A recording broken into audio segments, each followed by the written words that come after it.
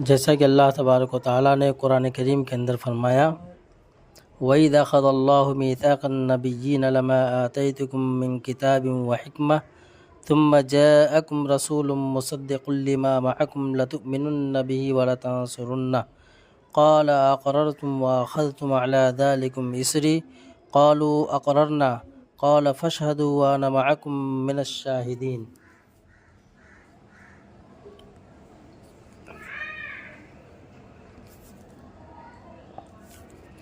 اللہ تعالیٰ قرآن کریم میں فرماتے ہیں اور جب لیا اللہ نے عہد نبیوں سے کہ جو کچھ میں نے تم کو دیا کتاب اور علم، پھر اس کے بعد آئے تمہارے پاس کوئی رسول کہ سچا بتا دے تمہارے پاس والی کتاب کو، تو اس رسول پر ایمان لاؤ گے اور اس کی مدد کرو گے۔ فرمایا کہ کیا تم نے اقرار کیا اور اس شرط پر میرا عہد قبول کیا؟ سب نے کہا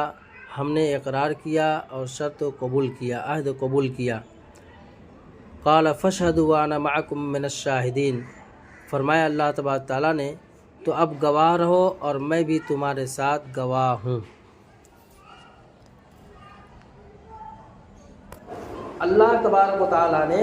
ابھی میں نبی علیہ الصلوۃ والسلام کی نبوت کے مقام کو بتلا رہا ہوں کہ اللہ تبارک تعالیٰ نے آپ کو کتنا اونچا مقام دے کر دنیا میں بھیجا ہے کہ اللہ تبارک و تعالیٰ عالم ارواح میں انبیاء علیہ السلام کی شخصیات وہ ہیں جو آدم علیہ السلام سے لے کر دنیا میں آنے والے آخری انسان، دنیا میں آنے والے آخری نبی نہیں، آخری انسان، ان تمام انسانوں کی روحوں میں سے اللہ تبارک و تعالیٰ نے انبیاء علیہ السلام کی شخصیات کو چنا ہے۔ پھر ان تمام انبیاء علیہ السلام میں سے اللہ تبارک و تعالیٰ نے حضور نبی کریم علیہ السلام کی شخصیات کو چنا ہے۔ تو اللہ تبارک و تعالیٰ نے انبیاء علیہ السلام کی روحوں کو مخاطب کیا عالم ارواح میں اور یہ کہا کہ دیکھو میں تم سب کو آگاہ کرتا ہوں اس بات پر کہ جو پیغام تم لے کر کے میری طرف سے دنیا میں جاؤ گے اس کے مطابق تو کام کرتے رہنا، وہ تمہارا کام ہے۔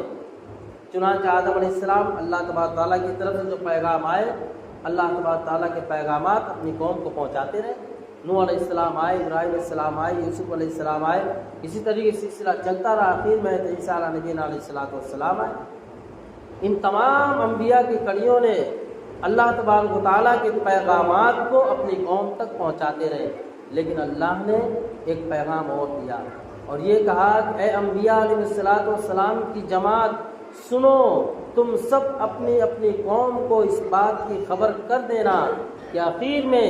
جناب محمد رسول اللہ صلی اللہ علیہ وسلم آئیں گے جو سب سے آخری نبی ہوں گے۔ انبیاء حضور پاک صلی اللہ علیہ وسلم کی ختم نبوت کے بارے میں اس سے بڑی دلیل کیا ہو سکتی ہے کہ اللہ تبارک تعالیٰ نے انبیاء علیہ السلام کے اوپر واضح فرما دیا کہ تم سب جا کر کے اپنی اپنی قوم کو حضور نبی کریم علیہ السلام کے آخری نبی ہونے کی بشارت دینا، آخری نبی ہونے کی بشارت دینا۔ پھر انبیاء حضور نبی کریم علیہ السلام نے خود فرمایا انا خاتم النبیین لا نبی بعدی، میں نبیوں میں سب سے آخر میں آیا ہوں، سب سے آخری نبی ہوں، میرے بعد کوئی نبی نہیں ہے، میرے بعد کوئی نبی نہیں ہے۔ اللہ کے رسول صلی اللہ علیہ وسلم تبوک میں جا رہے ہیں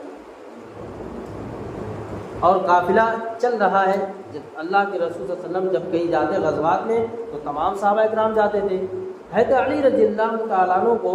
اللہ کے رسول صلی اللہ علیہ وسلم نے روک دیا اور کہا کہ تم یہاں بستی میں رہو۔ حضرت علی رضی اللہ تعالیٰ عنہ فرمایا یا رسول اللہ صلی اللہ علیہ وسلم، میرے ماں باپ آپ پہ قربان ہوں، آپ مجھے ان عورتوں میں کیوں چھوڑ رہے ہیں؟ آپ مجھے اپنے ساتھ لے کر کے چلتے تو بہتر ہوتا، آپ مجھے اپنے ساتھ لے کر کے چلتے تو بہتر ہوتا۔ رسول اللہ صلی اللہ علیہ وسلم نے فرمایا کہ اے علی، تمہارا اس وقت مقام و مرتبہ ویسا ہی ہے جیسا حضرت ہارون علیہ السلام کا موسیٰ علیہ السلام کے ساتھ تھا۔ صرف اتنا کہہ کے اللہ کے رسول صلی اللہ علیہ وسلم نے زبان کو خاموش نہیں رکھا، بلکہ آخر پھر ایک بات، ایک لفظ ارشاد فرمایا کہ علی یہ مت سمجھ جانا کہ میں جا رہا ہوں غزوے میں تبوک میں تو تم کو اپنی جگہ رکھ کر کے جا رہا ہوں کہ مت سمجھنا کہ تم نبی بن جاؤ گے، بلکہ لا نبی بعدی، یاد رکھنا کہ میرے بعد کوئی نبی نہیں ہو سکتا ہے، میرے بعد کوئی نبی نہیں ہو سکتا ہے۔ تو حضور نبی کریم علیہ الصلوۃ والسلام کی ذات بابرکات اس دنیا کے اندر آخری نبی، کیسے نبی؟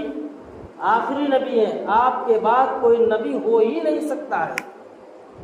اگر کوئی مدعی نبوت پیدا ہوں گے، نبوت کا دعویٰ کرنے والے پیدا ہوں گے، تو نبی علیہ الصلوۃ والسلام کے زمانے یمامہ میں مسلمہ کذاب جس نے نبوت کا دعویٰ کیا سب سے پہلے سورہ زمین پر، اور اس کے اندر اللہ کے رسول صلی اللہ علیہ وسلم نے قافلہ بھیجا اور کہا کہ جو شخص نبوت کا دعویٰ کرے، جو شخص نبوت کا دعویٰ کرے تو اس کا رد کیا جائے، اس سے مقابلہ کیا جائے، کیسے؟ جان سے، مال سے۔